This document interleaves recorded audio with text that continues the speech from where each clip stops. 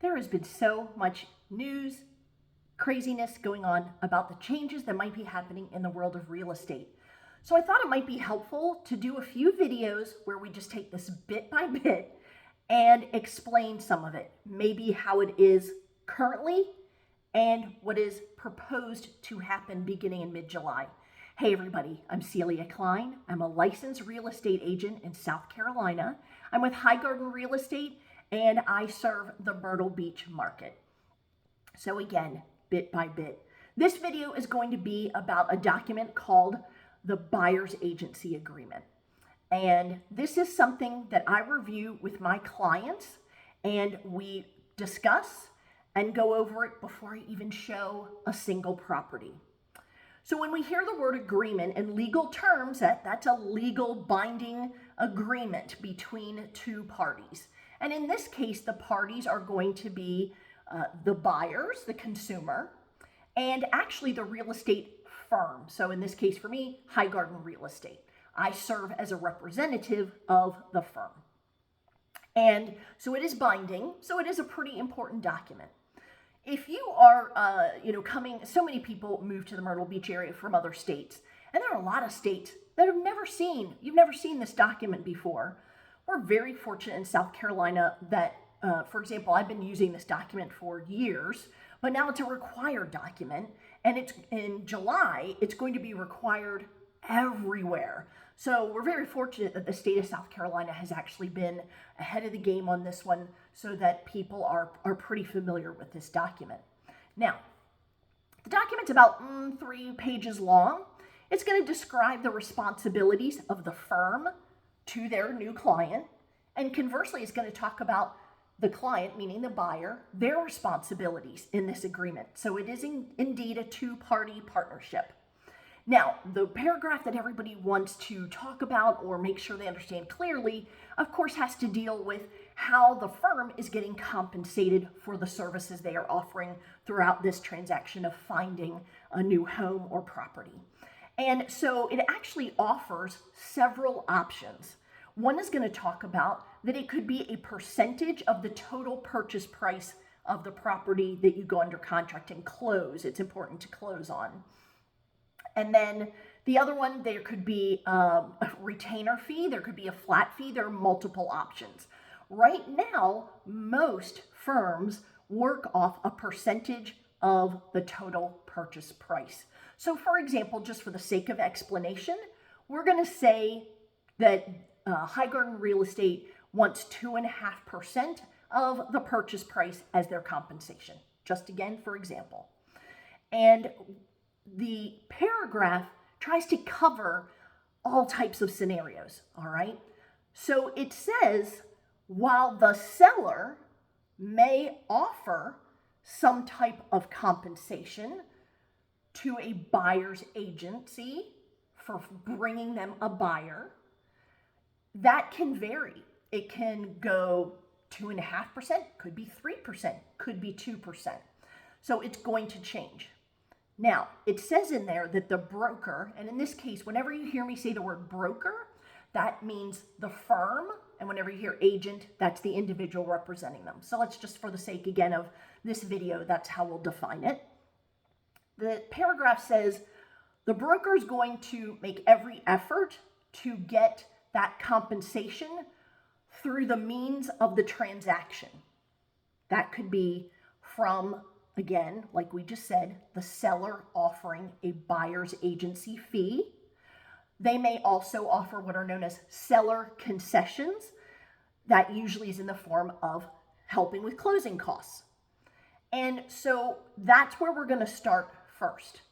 But again, because there's so many scenarios in real estate, we need to make sure we're trying to take care of all of those.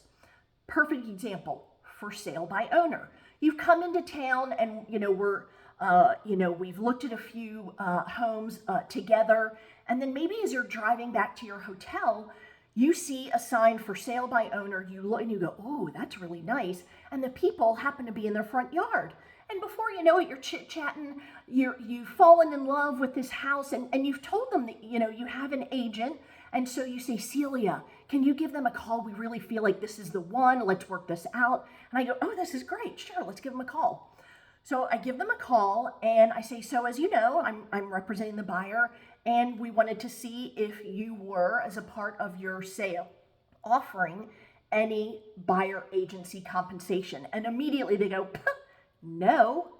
Uh-oh, right? Okay? Because now we've got this signed agreement that says we're in partnership. We're trying to get the funds coming from the seller, but they've just said, no, we're not going to do it. So in that case, we're either going to, one, attempt to make an offer in which we ask for some closing costs to make up some of that compensation. But if they don't, you would still need to determine, are you ready to move forward with purchasing this home or going under contract, knowing that you would directly have to pay for the buyer's compensation? So that's one scenario. Another one that does actually happen already is going to be where we find out that the seller is offering, say, 2%, okay? So we're going to have a little bit of a gap between that 2 and the 2.5 that was the minimum that was agreed upon. With me? And so in that case, same thing. We're going to try and get that as we submit the offer and we negotiate. We're going to try and get that difference in the form of seller concession or closing costs. However, if they do not agree, there is still that agreement between the buyer and the firm where that 2.5% is the absolute minimum, and you would have to pay that difference directly to the firm through the actual closing. So it's very important to understand what that compensation is during the process of signing that buyer's agency agreement. Again, that agreement is signed before you step foot in any property to consider it to put in an offer. Now, right now, as I film this in March of 2024, the good news is I am able to find out in advance, before looking at any of those properties, what the seller is willing to offer for a buyer's agency fee. It's right in our MLS. I can just pull up the address just like that. And sure enough, it's going to show me what they are willing to offer. 2%, 2.5%, 3%, or maybe even a flat fee. And so we know, and we can make that decision together as to whether A, you want to continue to pursue and look at that listing or property, or you can say, no, if they don't pay 2.5%, I really just don't want to move forward with it. Most people still move forward because, again, they're intrigued on the home, and we know what our options are if, in fact, we move forward and put an offer in that house. With me? Okay. So it really helps and is very efficient to have that one place, that one source where I can look at any property and find out what the seller is willing to offer in a buyer agency fee. It's currently in our MLS. With the proposed settlement that is happening because of the class action lawsuit, one of the things that sounds like it's going to happen, and this would be effective, at least they tell us, in mid-July, would be that clearinghouse, that one line item in the MLS for each active listing is going to go away. So we will not be able to see if the seller is going to be able or is offering any type of buyer agency fee.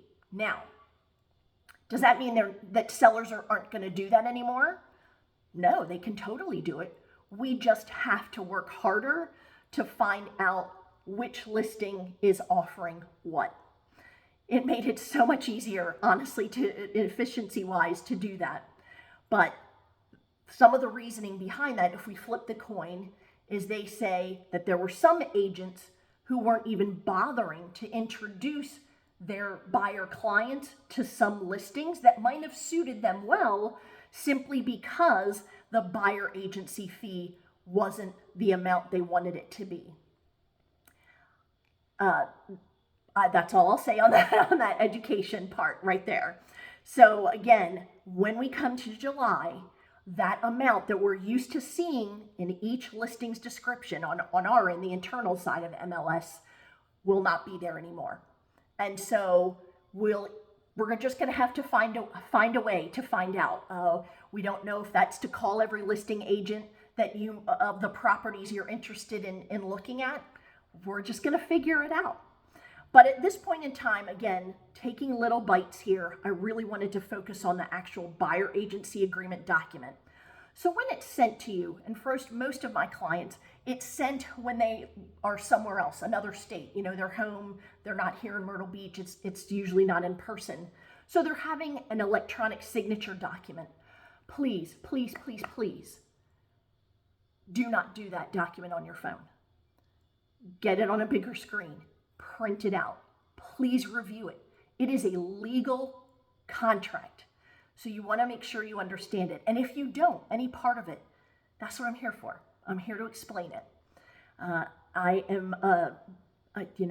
went to school at James Madison University, and James Madison is credited with the comment, knowledge is power. And I very much want to educate and bring knowledge to all of you, whether you ever work with me or not. I think it's extremely important to understand the changes that are coming so that you can be a confident consumer. If these take place and go forward in the middle of July, I will be honest, it's going to be a bumpy road in the world of real estate for at least a few months. So if you are pondering the purchase of a property, no matter where in the country, I would encourage you to consider moving that up a bit in anticipation of this bumpiness that will happen in, say, the third and fourth quarter of this year. You can always call me, Celia Klein, 843-321-9646. I want to share as much knowledge and information as I can with you so that you feel good about moving forward with your real estate hopes and dreams. Thank you so much for listening, and I hope this has been helpful.